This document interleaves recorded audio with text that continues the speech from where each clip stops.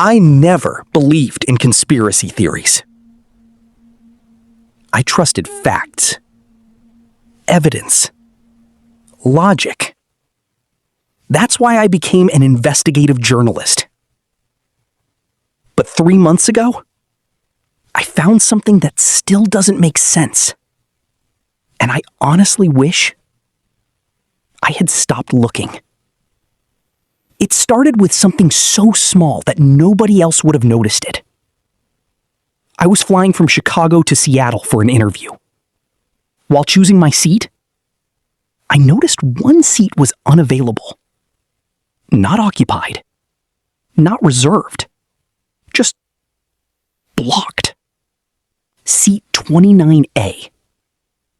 I didn't think much of it. Maybe it was damaged. Maybe the window was broken. I finished my trip and forgot about it. 2 weeks later, another flight. Different airline. Different aircraft. Different destination. Again, seat 29A couldn't be booked. This time, I became curious. I checked flights for different cities. New York, Dallas, London, Tokyo, even random flights I had no intention of taking. Every single one had the same thing. Seat 29A was never available. At first, I thought it was a software bug, until I started asking questions. The first flight attendant smiled politely and said, "I'm sorry, sir. I don't know." The second one looked uncomfortable. She leaned closer and whispered, "Please don't ask about that seat."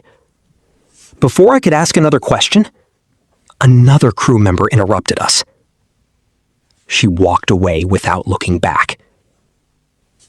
That was the moment I knew something was wrong. Over the next 6 weeks, I became obsessed. I collected screenshots, flight records, passenger maps, everything I could find. Thousands of flights, hundreds of aircraft, different airlines, different countries. The pattern never changed. Seat 29A was always blocked. Then, something impossible happened. One night, I was checking flights on my laptop. Suddenly, the page refreshed, and there it was. Seat 29A, available. I thought the website had glitched. Without thinking, I clicked it, booked the ticket, and paid. Less than 5 minutes later, my phone rang. The caller ID simply said, "Private number." A calm voice said, "Mr. Brooks, we'd like to upgrade your seat today." I laughed. "No thanks."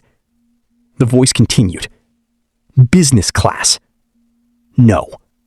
First class. No." There was a long silence. Then, "We'll refund your ticket." Still no. "Name your price." That sentence made my stomach drop. No airline offers money just to change a seat. I asked the man one simple question. "Why can't I sit in 29A?" He didn't answer. The call ended immediately. For the next 2 days, strange things started happening. Every email confirming my booking disappeared. The airline app logged me out. When I logged back in, my boarding pass still showed seat 29A. The night before my flight, someone knocked on my apartment door. 3 slow knocks. I opened it. Nobody was there. Only an envelope. Inside was a blank boarding pass. No airline. No destination. No passenger name. Just one thing printed in black ink. 29A. I should have canceled the trip. Instead, I packed my bag and went to the airport. Because by then, I needed to know the truth, even if it destroyed my life. I reached the airport 3 hours early. For the first time in my life, I wasn't excited to travel. I was nervous. Every step toward the departure gate felt heavier. When I handed my passport to the airline agent, she scanned it. Her smile disappeared. She looked at the screen, then looked back at me. For a second, it felt like she wanted to say something. Instead, she quietly printed my boarding pass and whispered, "You still have time to change your seat." I asked her why. She didn't answer. She simply looked away. An hour later, boarding began. I walked down the jet bridge. My heart was pounding. I found my seat, 29A. The strange thing? The 2 seats beside me were empty. The flight was completely full. Passengers kept looking at my row, then quickly looking away, almost as if they were avoiding eye contact. A few minutes later, an elderly man stopped beside my seat. He stared at me for several seconds. Then he quietly said, "I've been flying for 40 years. I've never seen anyone sitting there." Before I could ask him anything, a flight attendant gently pulled him away. The cabin door closed. The engine started. Everything looked normal. The plane took off. For the first 30 minutes, nothing happened. I almost laughed at myself. Maybe this had all been in my head. Then, the captain's voice came over the speakers. "Ladies and gentlemen," the announcement suddenly cut off. Complete silence. Every entertainment screen turned black. Even the reading lights went out. Only the emergency floor lights remained. The cabin was so quiet. I could hear people breathing. Then, a child sitting several rows behind me started crying. He kept pointing toward my window. His mother pulled his hand down, but he screamed, "The other plane!" I slowly turned my head.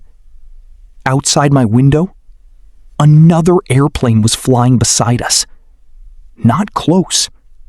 Impossible close. Close enough to see the passengers inside. It was the same aircraft. The same airline. The same colors. Then I saw it. Seat 29A. Someone was sitting there and smiled. Not a friendly smile. A smile that said, "You weren't supposed to be here." I couldn't breathe. I blinked once. The other plane was gone. No clouds, no lights, nothing. Just empty sky. I pressed the call button. The flight attendant arrived. I asked, "Did you see the other airplane?" She looked confused. "What airplane, sir?" I pointed outside. She stared for a moment, then quietly said, "Please don't mention that again," and walked away. At that moment, I realized something even stranger. Every passenger on the plane was pretending nothing had happened. As if only I had seen it. The rest of the flight was silent. Nobody mentioned the blackout. Nobody talked about the child who had screamed. And nobody looked in my direction. When the plane landed, I rushed off before anyone else.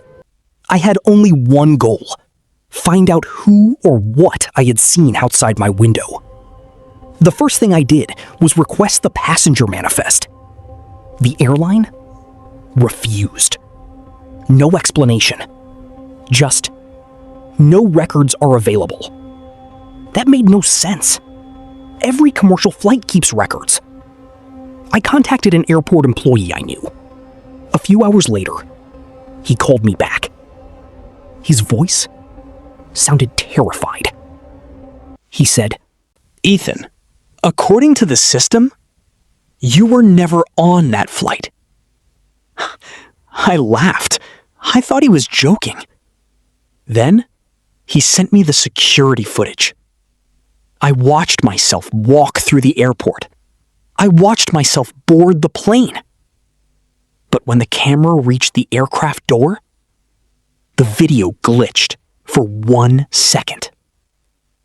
After the glitch, I was gone. Every passenger walked inside, except me. It was as if I had disappeared before entering the aircraft. My stomach turned. I checked my phone. Every photo from the trip had vanished. My boarding pass? Gone. The airline emails? Gone.